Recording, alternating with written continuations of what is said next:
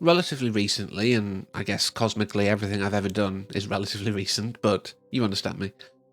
I talked about the whole Will Smith incident and punching down in comedy, etc. Bit further back than that, I talked about the series Afterlife. I even titled my video to consider it a companion piece to the 12 Days of Christine. But more recently than both of those, I watched the Ricky Gervais special, SuperNature. I'd seen an article about it and I didn't want to watch it. I wasn't really up for it. I didn't think I'd enjoy it. The article was saying pretty much what I found in the thing itself. And I wasn't even going to make this video initially. I was like, well, what's my voice in the sea of thousands, millions, whatever it may be? But then I realised that I really wanted to justify some things, but also to explain it from my point of view. So that's why I'm making this. When I watched it, well, let's go back to the article. It said things like, there's the old worn out trans jokes, like I identify as an attack helicopter style level of humour, and things like that. There's a couple of, I guess that was on the borderline of almost funny. But his justification, his rationale to, I guess, get him out of any trouble in his mind, is that he believes in human rights, and human rights are trans rights, which is fine. That's great. Also, if you believe in equality, you should be laughed at like anything else. On paper, that's fine. But like I said earlier, I talked about punching down before, and I think the quote that I actually used in that, or the paraphrase, was from him, strangely enough. But it may not have been, so the idea of punching down is more about the fact of mean-spirited, whether that's intentional or not. Now, anything anybody says could potentially cause offence to someone, but if you're making the effort to be the least offensive to the majority, then you're doing well. A transphobic joke, a disabled joke, whatever joke, as long as it's done in a way that's pushing boundaries and is clever, is well thought out, and is done with the intent to almost turn it round to the audience to say, you're the bad people here. Because you thought it, I'm just saying it. Actually, that last one maybe not, because I'll come back to that in a second. But if you're doing everything to make it as respectful as possible, but still pushing the boundaries of humour, that's kind of fine. It's in a grey area. Now, Ricky himself in this special says about, it's irony because you're pivoting the thought, but he's still saying it. He's not saying something and then we're filling in the blank. He's saying it and then going, you laughed, you're bad. That's the difference in what I was saying before and what he's done here.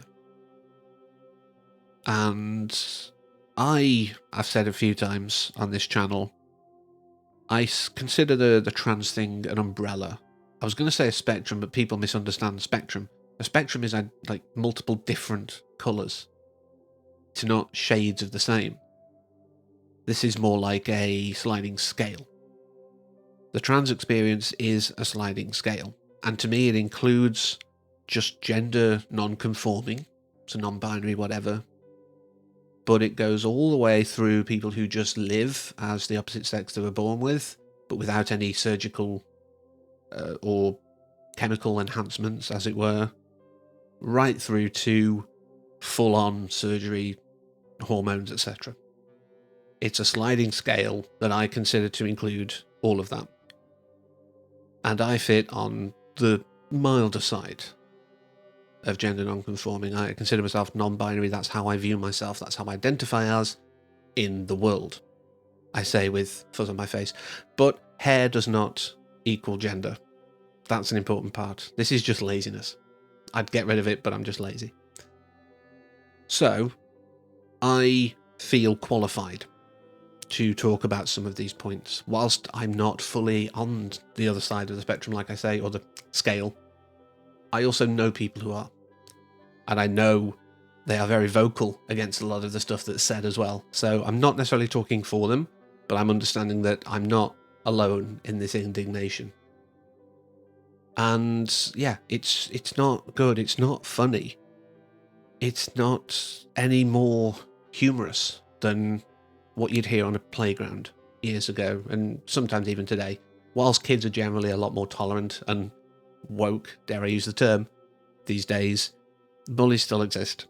They pretty much probably always will, let's be honest. But so yeah, that qualifier is literally me saying I do have, whilst it may be like a Shetland pony, it's a horse in this race. I'm not coming from a place of white knight, if you will, defending, virtue signalling, all that. I'm doing it from my own indignation. I think it's Frankie Boyle who said, and I'm probably paraphrasing rather than direct quoting, but I'm fine with the whole self-identifying thing, but I don't agree with Ricky Gervais identifying as a comedian. And it's using the idea. He's talking about self-identifying, it's gender non-conforming, all this kind of stuff. But then he pivots it to, this guy's not funny. And yeah, I can't understand why he thinks this is funny. One of the jokes that really, really was completely tone deaf and alienating in many ways, and if you've seen it, you know exactly probably what I'm going to say now. He refers to the fact that he's a white multimillionaire. He's in a minority too. Yeah, but that's a privileged minority. Now, some may say any minority is a bad minority, but if you've got a minority where you can cry yourself to sleep in a river of banknotes, I'm not going to feel sorry for you being in that minority.